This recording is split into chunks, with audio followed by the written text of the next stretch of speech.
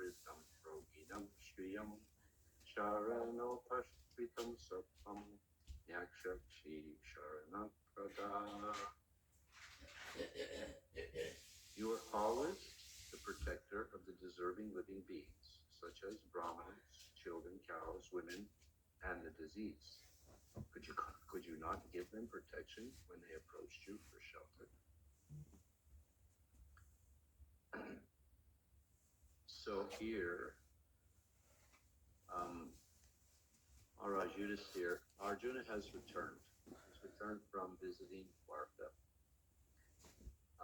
Just prior to his return, Maharaj Yudhisthira was noticing a lot of anomalies, which were indications of bad omens.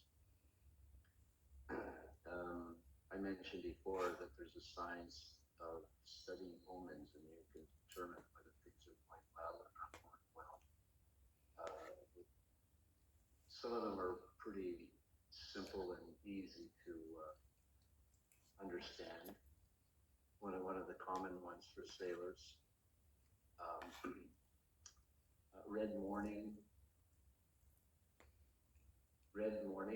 sailor take warning.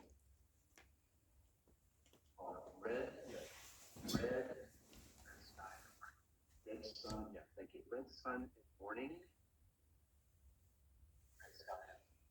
Red sun in morning, sky. Red sun in morning, sailor take warning. Red sky. Red sky at night, sailor's delight. And this is pretty fairly accurate. That it's a simple thing that sailors know and general populace know. Vinny Tyrone, our captain, knows. So there's things like that, and other things also. Simple omens. In Vedic times, the animals. You could tell by the actions of the animals whether it was positive or negative. And some of today's animals are like the vehicles, cars, trucks, and if you see some flashing red lights, then it's a bad omen. If you're driving down the highway and you see a police car on the side, it's a bad omen, especially if you're speeding. So you slow down. So you can kind of like foresee. It's crude examples, but there are more subtle omens that one can observe. So Maharaj Yudhisthira, he was quite versed in the science of omens, and he could see that there were some really bad omens going on. Starting to wonder what it was all about, and he was kind of thinking that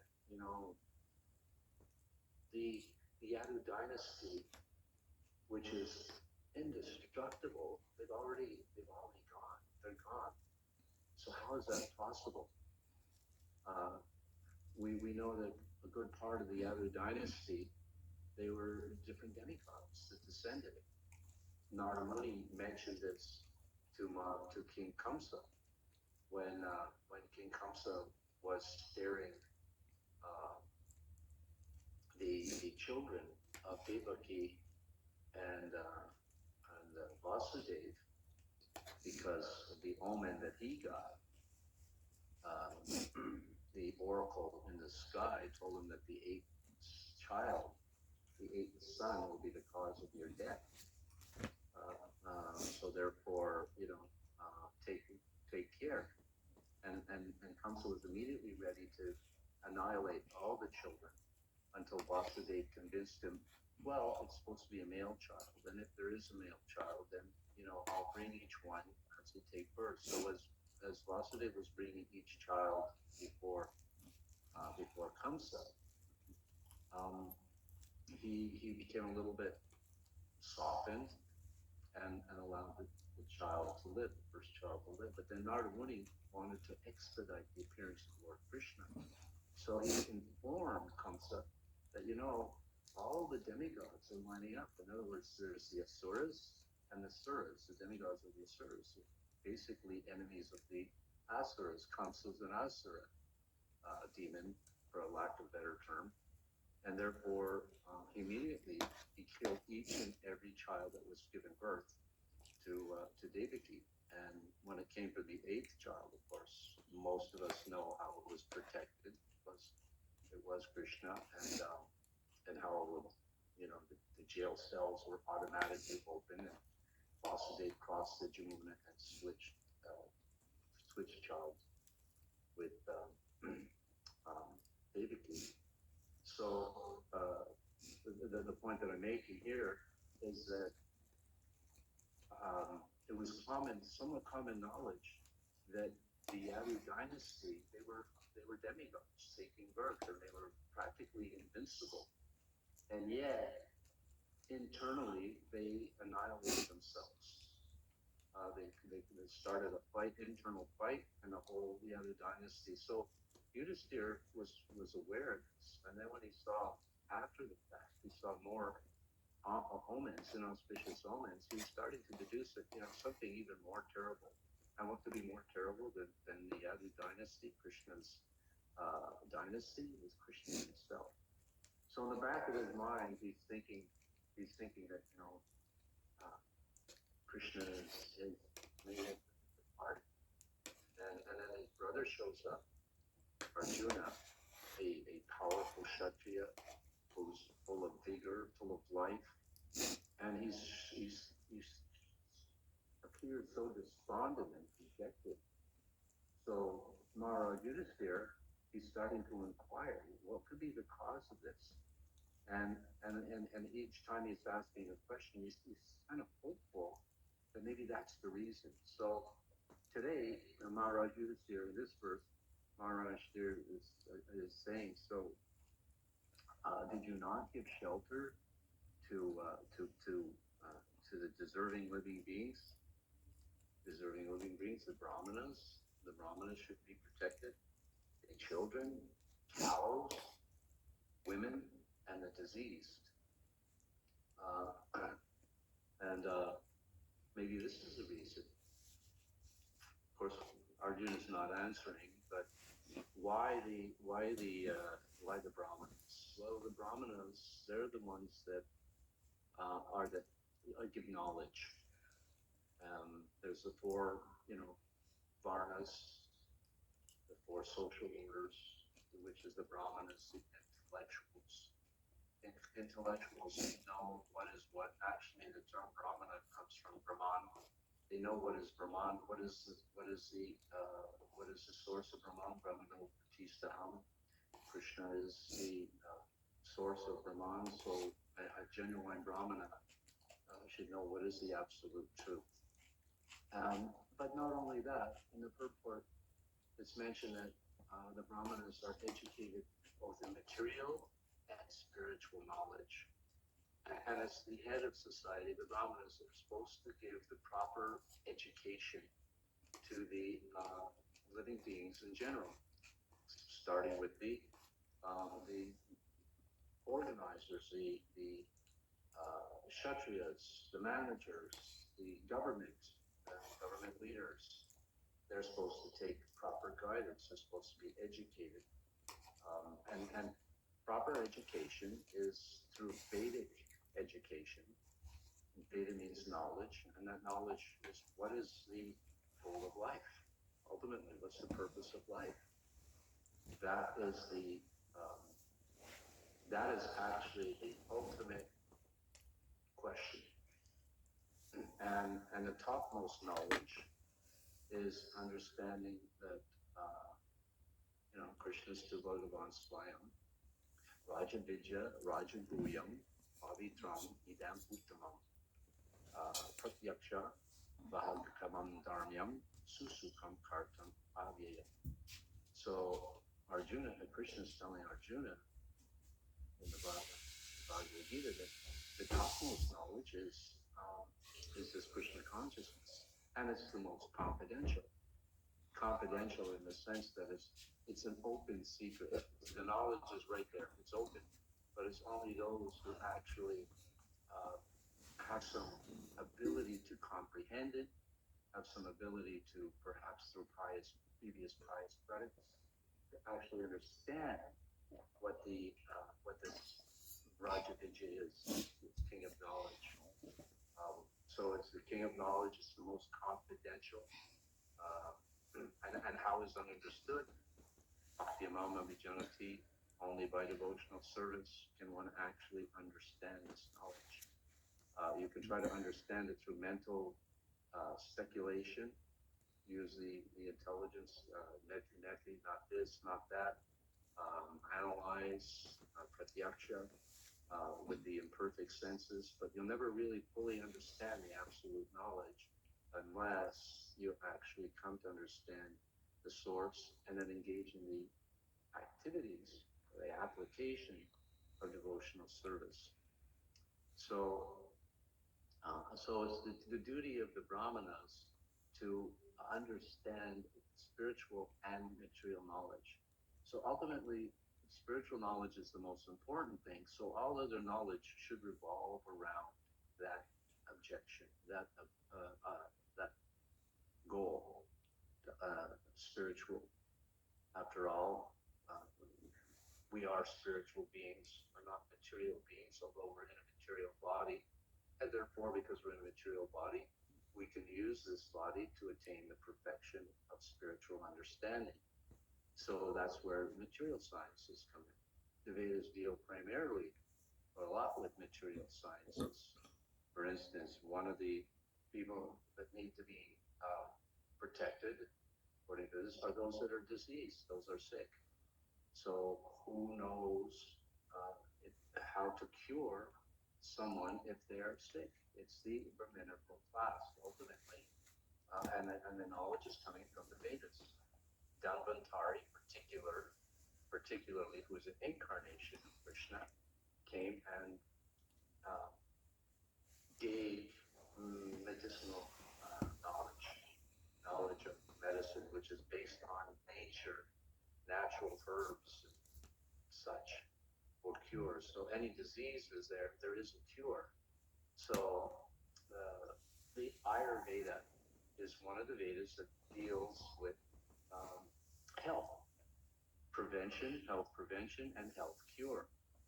So this is studied by the Brahminical class. Then they're able to give the Kshatriyas the guidance to disseminate someone who may be diseased. Okay, you go see this person. You know, go to this place and get proper treatment. Not be neglectful. This is the duty of the state, of the leaders, of the king, of the president, of the prime minister. It's actually their responsibility, because the head of state, everyone under their care, is to be treated like their own family members. So a good government makes arrangements for, say, for healthcare. For instance, in Canada, I remember this, in Canada, the premier of Saskatchewan, Tommy Douglas, a number of years ago, they had a survey, who was the most important Canadian in the 20th century. And at the top of the list was Tommy Douglas. Tommy Douglas was formerly a minister, and he got into politics. And he saw that there was a need for the citizens to be able to get proper medical care. So he pushed for the government supporting healthcare. And because of that, many years later, he's recognized as the foremost Canadian, important Canadian in the 20th century because of that. And it is the responsibility of the state to see that medical care is there. But what's the purpose of medical care? Is to cure the body. What's the purpose of the body? To engage in devotional service. So everything is focused on devotional service. But if there's a need, a medical need, then that should be applied to the citizens. So here, Arjuna is being questioned. Somebody with disease, they came for shelter. It didn't help. So if a government isn't helping someone in this regard, then they're not performing their proper duty, and as a result of not performing their proper duty, there is dissatisfaction in their or there's some despondency based on what Maharaj used here, this acknowledging to Arjuna. Knowingly or unknowingly, there'll be some despondency because they're ruthless, not taking care of their children or the citizens. So it's very important that the Brahminical culture, starting with the Brahminical culture, is maintained. The Brahmins and the cows. The cows are pretty obvious in the sense that the cows are domesticated animals. They can't, even though they're big, they can, they can't roam in the forests or the jungles because they'll just be susceptible. So they have to be maintained. And of course, from a spiritual perspective, we know that the cow is very dear to Lord Krishna. So therefore, the cows need to be protected. It's the duty of the mercantile or Vaishya class. Cow protection is their responsibility under the support of the government. The government should be supporting the protection of the cows. The Kshatriyas support the protection of the cows. How do they support? Perhaps giving facility. Now, whenever the government has to give facility, whether it's for protecting the cows or whether it's protecting the brahmanas. Brahmanas by nature are usually live simply. They're not extravagant. They live simply. They depend on the simple living. My thinking is the position of the brahmanas. They're not materially greedy, loyal. They're not greedy materially, but they're just living simply, and therefore their needs are minimal, and therefore the government should be supporting the brahmanas to educate all of society. And of course, as we just mentioned, the cows. The other thing that's mentioned here are women, and in the purport, Srila Prabhupada says the elderly, and a good government takes care of these citizens as well. Senior care facilities, the government and the family. Ideally, in the Varnashram system, the idea is that the elderly are taken care of by the family members. In modern times, the government can take care of the elderly. They have, senior care facilities. Sometimes the family themselves arrange for a care facility for their senior members of family. So, and the government often subsidizes and sponsors care facilities so that the seniors can be taken care of, not just neglected. So a good government is taking care of all aspects of the of society. The children as well. It's the responsibility of the family to take care of the children, and if the family is peaceful and they're able to support themselves without over endeavor, then the children can be maintained nicely by the family. If they're not able to support a family, then the government will step in and have subsidized institutions like daycare and other educational systems. The school system, educational system is supported by the government. So a good country actually invests in all of these areas to protect the citizens. Now, the unfortunate thing about this is that the government does not know what the actual purpose of life is. They do not know that the purpose of this life is the foundation of spiritual life, and therefore the educational system and all the other supporting systems are not really that good. As Srila Prabhupada said about the educational system, they called it slaughterhouses for children. That's why he wanted to set up a Gurukul system, so they get spiritual education. Some of the better schools actually still have some spiritual education in them, involved in them. Because if you have a spiritual society based on spiritual ideals, eternal nature of the soul, there's no birth, there's no death, based on these basic foundational principles, then society automatically will become more peaceful, better. But if you don't have a concept of spirituality, then it leads to, with a misguided direction, thinking that the goal of life is to get ahead materially. Then there's no sense of morality. Morality, the principle of dharma.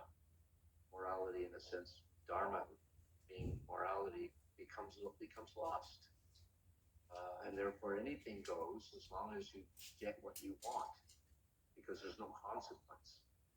To the point where the government officials themselves become the rogues and the thieves, because the government can become, speaking generally, not in all cases, of course, or maybe not even generally, maybe a few parts of the government, they themselves just become bigger rogues and exploit the smaller rogues, sort of exploit society in general, because there's no spiritual foundation. So the Brahmins would understand spiritual and material education with the main focus on spiritual direction, and everything materially would be to support that direction. Now, in order for the government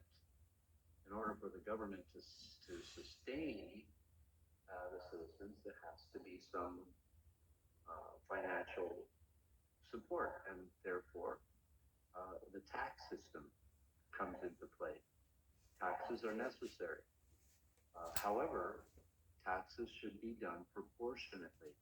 In the Vedic culture, for instance, the land owners, they would give land to the workers, and the workers would produce, and a certain percentage of what they would produce would go in the form of tax to the landowners. And then the landowners would be given protection from the martial class, or the ruling class, and some of that would be kicked up, for lack of a better term, kicked up to the ruling class. And then the ruling class could use that to support the social programs. And in society, it's pretty much the way it works today. But again, because the foundation is missed, is lost, is not understood, it's all chaotic. Bhaktisiddhanta said there's nothing missing in society today except Krishna consciousness, or spiritual awareness. It's the only thing that's missing. Otherwise, everything is there. And unless the society becomes aware of the actual purpose, like at the organized,